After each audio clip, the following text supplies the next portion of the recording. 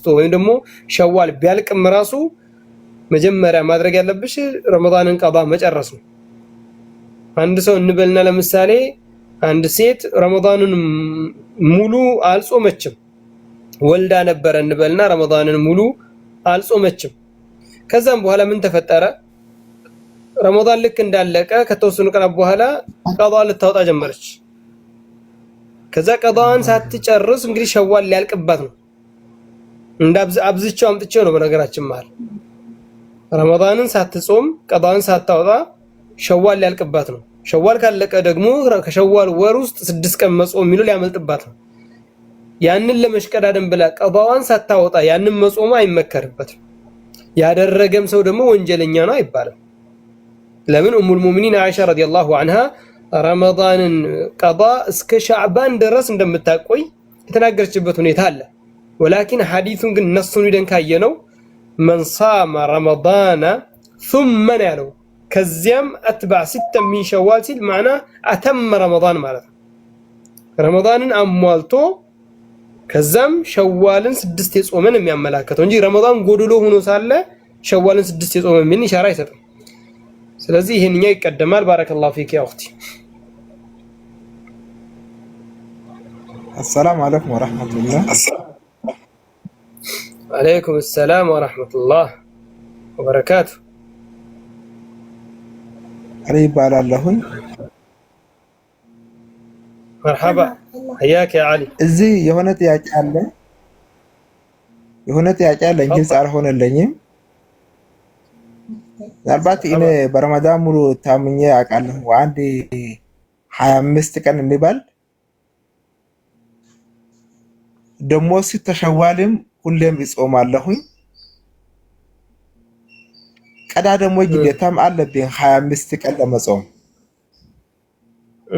ይሄ ቀዳ ሳያልቅ ሸዋል መጾም አይቻልም። ደግሞ ለምጃለሁ። እንዴት ነው የሚሆነው?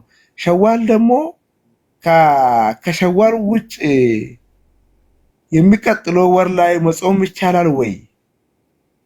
ይሄ ነገር ድንግርግር ሆኖብኛል። እስቲ ግልጽ አድርግልኝ እስቲ ላይ። مرحبا اخي بارك الله فيك።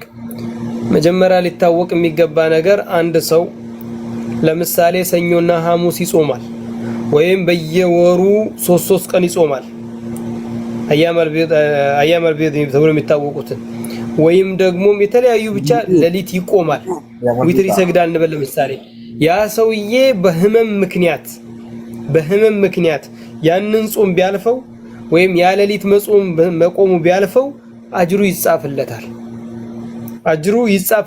ዑዝር ነው የጣለው እንጂ ጤናማ በሆነ ሰዓት እያደረገው ነበር። መጀመሪያ ሊታወቅ የሚገባ ነገር አንድ ይሄን እያችን አሳምረን ልንሄድበት የሚገባ ነገር ነው። ሁለተኛው ነገር ደግሞ አላህ Subhanahu Wa Ta'ala ረመዳንን ግዴታ አድርጎብናል። ረመዳንን ግዴታ ሲያደርግብን ረመዳንን መጾም እየቻለ ወይም ያንን ረመዳን ቀባ ሊያወጣ አስቀምጦት ሳይጾመው ረመዳኑ አልፎ ድንገት ሞት መጥቶ ቢወስደው ምን ማድረግ እንዳለበት ነብያችን የተናገሩት ሐዲስ አለ። አንድ ሰው መጥቶ ነብያችንን ከቤተሰቡ አባት ያላለ እናት ብሎ የጠየቀበት ሁኔታ አለ። ጾም ቀባ ነበረባት። አፋሱሙ عنها او افاسوم عنه ከሱ ልጹም ወይም ከሷ ልጹምን ብሎ ነብያችን በተጠየቁበት ሰዓት ነብያችን ሰለላሁ ዐለይሂ ወሰለም አንድ ሰው ብድር ለአባትህ ቢያበድር ወይም ለእናትህ ቢያበድር ከዛም ያንን ብድር ሳትከፍል ወይም ሳይከፍል ቢሞቱ አትከፍልም እንዴ አሉት። እከፍላለሁ አለ። የአላህ ደይን ይቀደማል አሉ።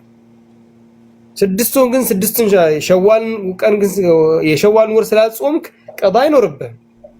ሞት መቼ እንደሚመጣ እናቅም። ስለዚህ መጀመሪያ የአላህን ያስቀመጠብንን እዳችን ወይም ቀባችንን መክፈል ነው የሚገባው ነው። መጀመሪያ ብድራችንን መክፈል ነው የሚገባው።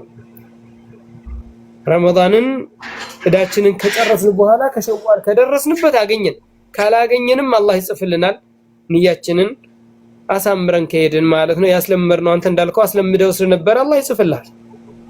ዑዝር ነው ያስጣለህና ማለት ነው። والله اعلم. ما شاء الله جزاك الله خير الجزاء ربنا يسعدنا إليه. ወያከ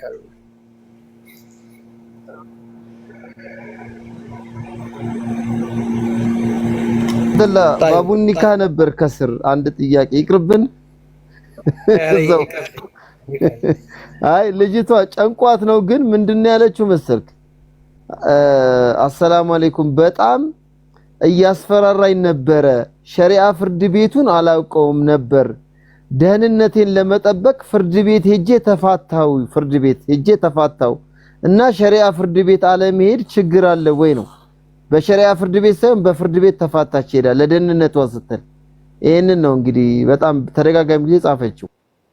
የፈታት ማን ነው? ራሷ ሄዳ ነው የተፋታችው።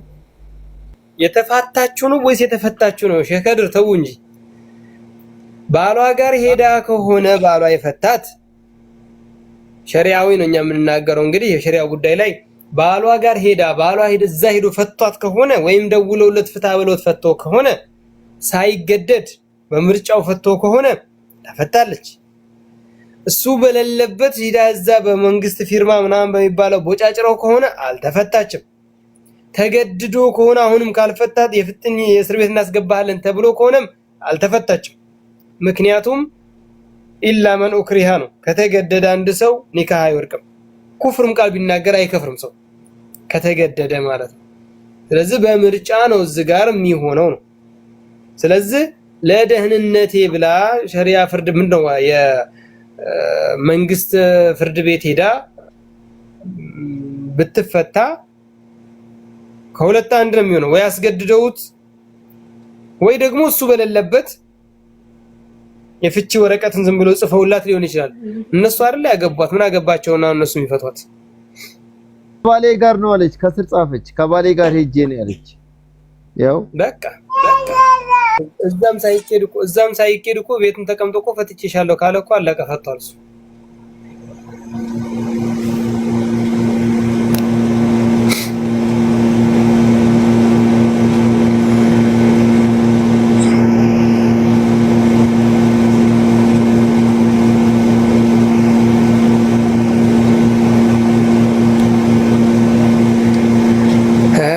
ያአላህ ጥያቄ እዚህ ድረስ ይበቃናል መሰለኝ። ያ ጀማዓተል ኸይር ለነገ እናሳልፍ። ደግሞ ነገ ኢንሻአላህ አላህ ሱብሓነሁ ወተዓላ ተገናኝተን የምንቀጥል አድርገን። አቡ አሊያ አሁን አቡ አሊያ ነው መጣህ ደግሞ። ሰላም አለይኩም ወራህመቱላሂ ወበረካቱ። አለይኩም ሰላም ወራህመቱላሂ ወበረካቱ። ምን እናድርግ ስማችን እየነቀጡን እንዴ? ቅድም አንተ አልነበርክም? አቡ ሁዘይፋ አንተ አልነበርክም በዚህ ፕሮፋይል? ወላሁ አለም። ይሄ ቅድም እኮ ገስት ላይ ነበርክ አንተ ሰውዬ። እንድታሳብደኝ ነው እንዴ? ሼክ አህመድ ስም ቀይረው መጥቶ ያ አቡ ሁዘይፋ አያከላ ያ ኢብኑ መሐመድ ሌላ ሰው ነው ምናምን ያልነበረው። ወላሂ በኸይር ወልዓፊያ። እንዴት ናችሁ እናንተ?